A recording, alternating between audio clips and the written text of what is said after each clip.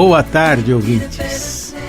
Aqui estamos mais uma vez para o nosso programa semanal sobre acupuntura e tentando tirar sempre as dúvidas de nossos ouvintes.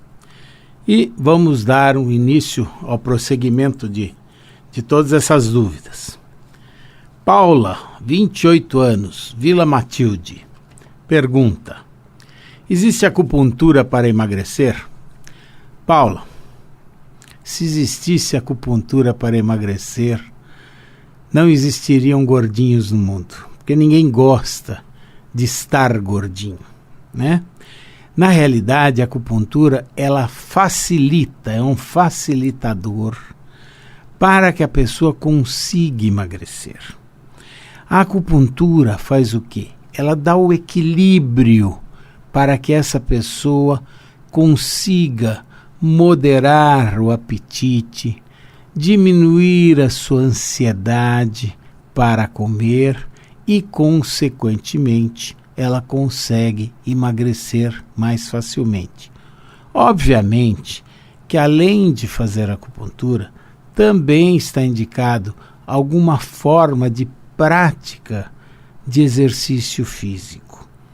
Quer seja andando, quer seja correndo, quer seja nadando, quer sejam outros tipos de esporte, mas o importante mesmo é que a pessoa conjugue tanto a acupuntura, a dieta e o processo do exercício. Qual é o fundamento para emagrecer? Primeiro, a obesidade, a gordura, né? Que ela é pegajosa, ela é espessa. E nós dizemos na medicina chinesa que, por ela ser espessa, ela está ligada à mucosidade. É como se fosse um catarro grudado no nosso tecido conectivo ou tecido conjuntivo. E esse catarro, ele se deve ao que nós chamamos de mucosidade, e que dentro da medicina chinesa está representada pela umidade, e a umidade está ligado ao baço pâncreas. Então, toda vez que existe obesidade, nós temos que tonificar o baço pâncreas. E o baço pâncreas, ele é responsável pelo transporte e pela transformação dos alimentos dentro do nosso corpo. Então vejam que interessante, ao tonificarmos o baço pâncreas, o transporte do alimento fica facilitado, ou seja, ele irá evoluir mais rapidamente dentro do trato gastrointestinal. E a transformação do alimento, ou seja, a metabolização, a capacidade de absorção deste alimento se torna muito mais fácil. Então o alimento passa a ter um valor energético muito melhor e seu transporte fica facilitado. Assim sendo, é fundamental tratar o baço pâncreas. Mas, como eu sempre digo, nós temos que ver a pessoa como um todo. Então nós temos que tratar do baço pâncreas, do fígado, do rim, do pulmão e do coração. Então medicina é bom senso. A acupuntura não emagrece ninguém, mas ela prepara o terreno para que essa pessoa possa obter o efeito do emagrecimento e, com isso, os resultados de estar bem consigo própria, tá? Espero ter respondido a sua pergunta, Paula. Muito bem, Álvaro do Jabaquara. Tive paralisia facial e me falaram que a acupuntura pode ajudar o rosto a voltar ao normal. Como funciona? É doloroso? Bom, em primeiro lugar, o que é a paralisia facial? Para nós, dentro da medicina chinesa, ela está ligado a um órgão chamado fígado. Por quê? Porque quem controla os nervos, tendões e ligamentos é o fígado. E a paralisia facial, ela agride justamente, em mais profusão, o meridiano da vesícula biliar, que está ligado ao fígado. E o fígado, se vocês assistirem minhas aulas anteriores, vocês verão que o fígado ele é sensível a um fator climático chamado vento, que ocorre principalmente na primavera. Então vejam que interessante.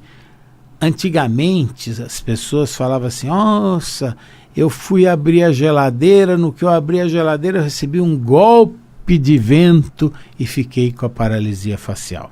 Isso é uma verdade, pode acontecer. Obviamente que não são todas as paralisias faciais que ocorrem por golpe de vento, mas é o mais comum. Inclusive, o nosso maior ídolo do esporte nacional, o Ayrton Senna, ele teve paralisia facial por um golpe de vento. E ele é muito fácil da gente tratar, sim. Só que, Álvaro, nós temos que pegar ele na fase aguda. A paralisia facial é muito mais fácil ser tratada na fase aguda.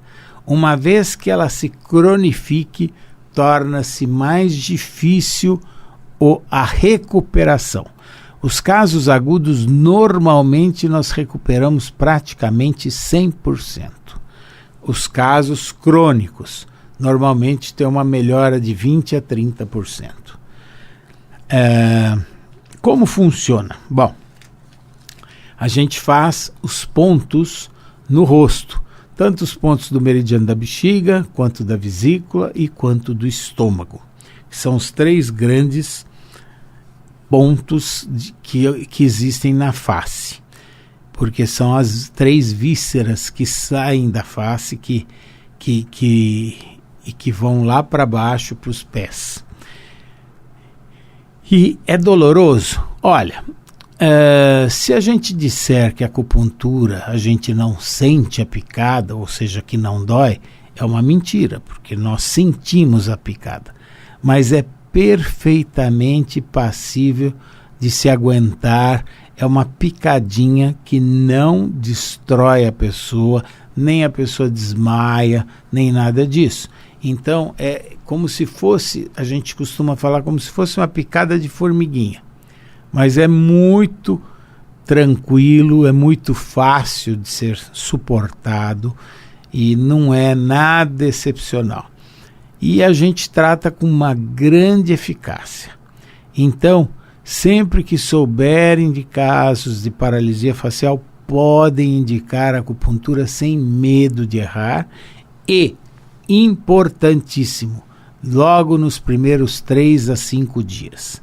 Tá? Não deixem o quadro evoluir para depois, porque fica muito mais difícil a gente consertar esse quadro. Terceira pergunta. Tânia da Bela Vista. Gostaria de saber se problemas renais podem gerar dores musculares e se a acupuntura pode ajudar tanto no problema renal quanto nas dores. Então vamos por partes. Em primeiro lugar, tudo depende de que tipo de problema renal que esta pessoa está passando.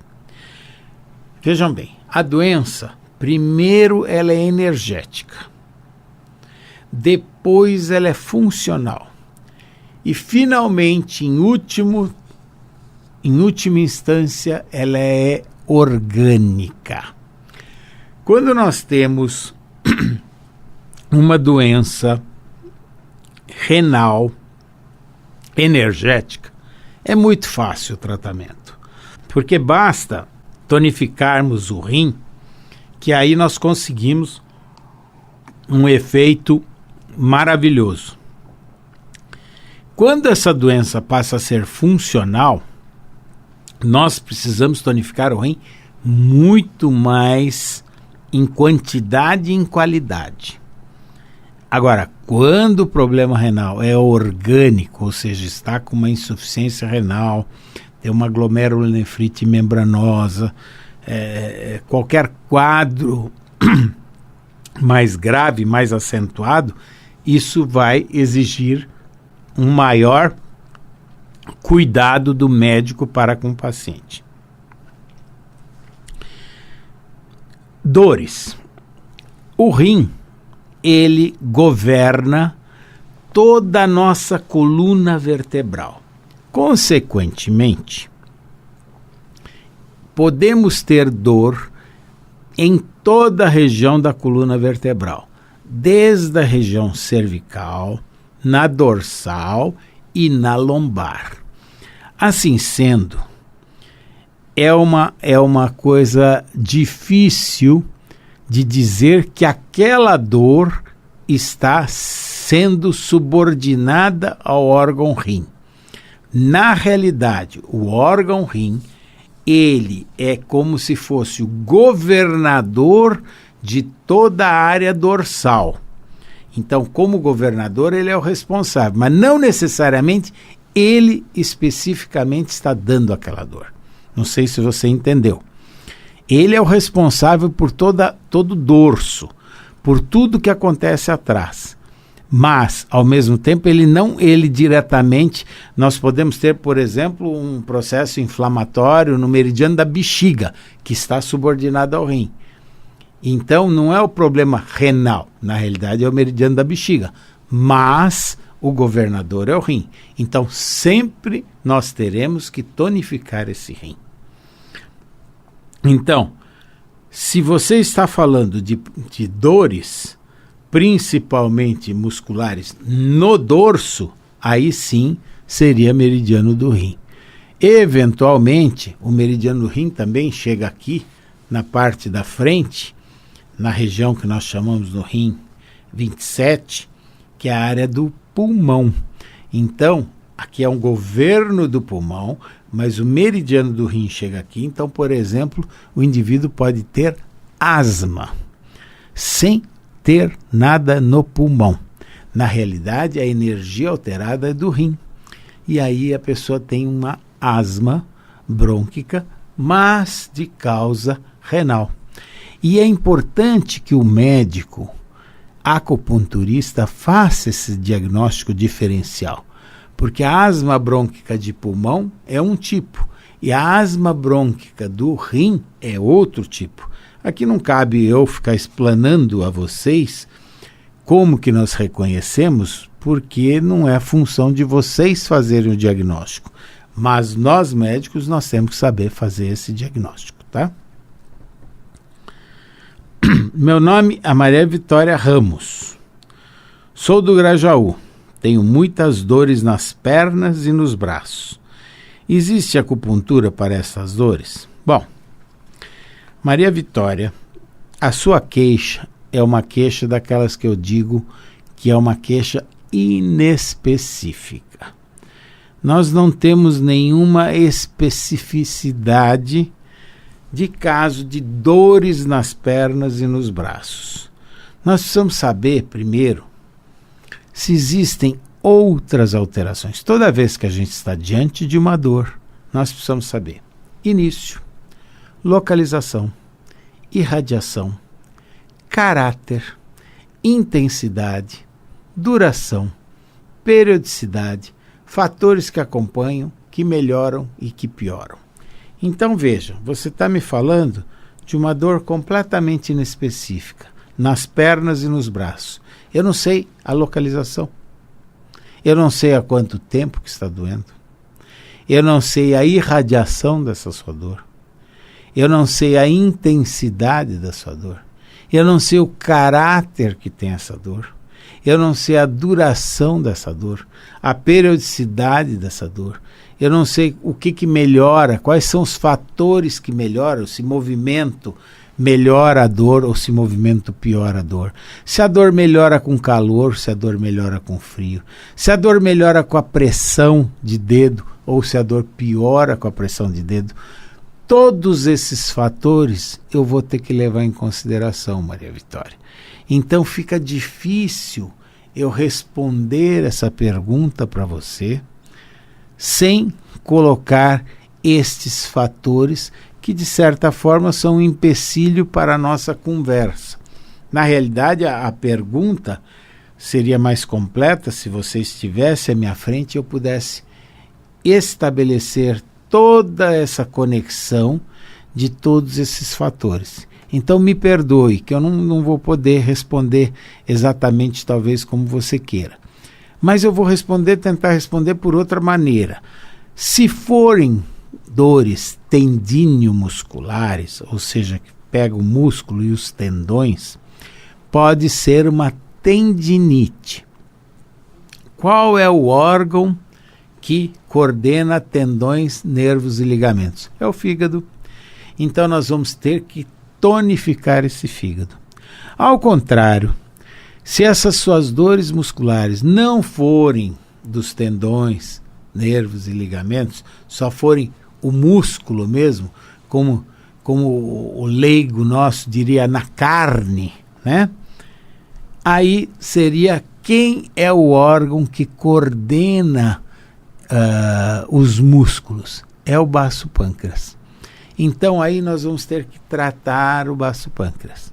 Então veja que nós já descobrimos que de repente nós vamos usar 2 órgãos para tratar, fígado e baço pâncreas. Mas se essas dores musculares, por exemplo, forem na parte posterior das pernas, você falou pernas e braço, for na parte posterior das pernas, nós utilizaremos também o meridiano do rim e da bexiga, que está ali atrás. Na face anterior da perna, nós utilizaremos o meridiano do estômago e do baço pâncreas. Se for na face lateral da perna, nós utilizaremos o meridiano do fígado e da vesícula. E se for a perna toda, nós vamos ter que tonificar os 3 órgãos. Entenderam? Então, é muito sofisticado o tratamento, mas ao mesmo tempo é muito delicado esse tratamento. Nós temos que saber exatamente perante ao que nós estamos tratando. Muitas vezes os pacientes acham chato que a gente fala assim, não, você vai ter que fazer uma consulta. Ah, mas doutor, eu venho aqui sempre, por que eu tenho que fazer a consulta? Esse é um motivo para fazer a consulta. Senão eu não vou ter detalhes dessa dor que está acometendo o meu paciente, tá? Então nós precisamos saber se a dor está sendo na face anterior, na face lateral, na face dorsal, se está vindo acompanhado, por exemplo, com frio, com calor, se piora quando pressiona, se melhora quando pressiona. Tudo isso para nós vão dar pistas do que sejam. Já nos membros superiores, se for na face interna, nós vamos tonificar o meridiano do coração e do pericárdio. Se for na face externa, nós vamos tonificar normalmente o meridiano do intestino grosso, do pulmão.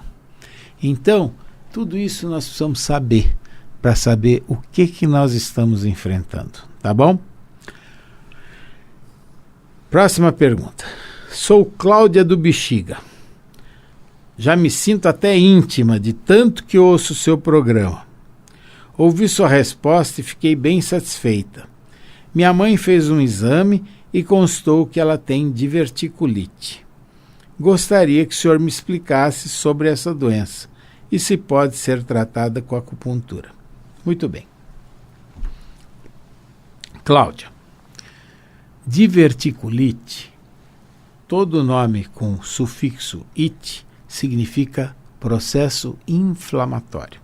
Então, diverticulite é uma inflamação de divertículo. Sinusite é uma inflamação do seio da face. Rinite é um processo alérgico inflamatório do nariz e assim por diante. E a diverticulite é um processo inflamatório. Só que, como ele se localiza no intestino, uma inflamação no intestino pode gerar um processo infeccioso, porque o intestino está repleto de bactérias. Existe um quadro que chama-se doença diverticular dos cólons. O que é? O divertículo nada mais é do que a parede intestinal vai se enfraquecendo e, como se fossem pequenas hérnias, vão se formando pequenas saculações, formando saquinhos apensos ao intestino.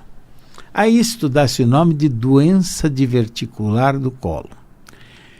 Quando ele não está inflamado, chama-se diverticulose. Ele só passa a ser diverticulite quando existe um processo inflamatório agudo, em geral infeccioso, tá? Eu gosto de frisar isso porque muitas vezes a diverticulite ela é cirúrgica. Uma pessoa famosa que teve a doença diverticular do colo e que depois teve diverticulite foi o Tancredo Neves, que inclusive morreu por todas as complicações que aconteceram. O próprio divertículo em si, ele não causa muita coisa. O problema são as complicações, os processos infecciosos que se acometem, que se alojam dentro da cavidade abdominal em cima desse divertículo, tá? Então nós temos que tomar cuidado para que não haja a infecção junto. Então nós vamos ter que acompanhar por hemograma, VHS, PCR, vamos ter que fazer eventualmente uma colonoscopia, vamos ter que fazer uma tomo, quer seja ressonância, entendeu? Então veja, é muito difícil, mas estabelecer o diagnóstico é fundamental. Então, se ele tiver com quadro de febre, por exemplo, a febre é um quadro que acompanha a diverticulite, mas não a diverticulose. Tampouco é obrigatório que esta febre se dê. Você pode ter uma diverticulite sem febre, mas em geral ela vai acometer o indivíduo. E por que sem febre? Porque principalmente nos idosos é muito mais difícil que tenha febre. Os idosos são mais resistentes a esses quadros febris. Então, muita atenção. Diverticulose é a doença incipiente. Diverticulite é quando este divertículo da diverticulose passa a ter um processo inflamatório dentro dele, formando a diverticulite. Nem sempre é cirúrgico, mas em alguns momentos pode-se dar a cirurgia. Tá claro? Muito bem. Era isso que nós tínhamos que falar. Um paciente aqui da rádio, só para finalizar, ele me perguntou se pode tratar hemorroida com acupuntura. Eu disse que pode. E ele ficou com medo que a hemorroida fosse tratar no local. Não, nós tratamos com agulhas na cabeça. Nós temos pontos na cabeça para tratar a hemorroida à distância. Então, meu jovem, você que perguntou, não se preocupe, não precisa pôr agulha no lugar onde você não queira. E sim, nós vamos tratar de acordo com o que tem que ser tratado, tá bom? Um bom final de domingo a todos vocês. Fiquem com Deus. Até a semana que vem, se Deus quiser.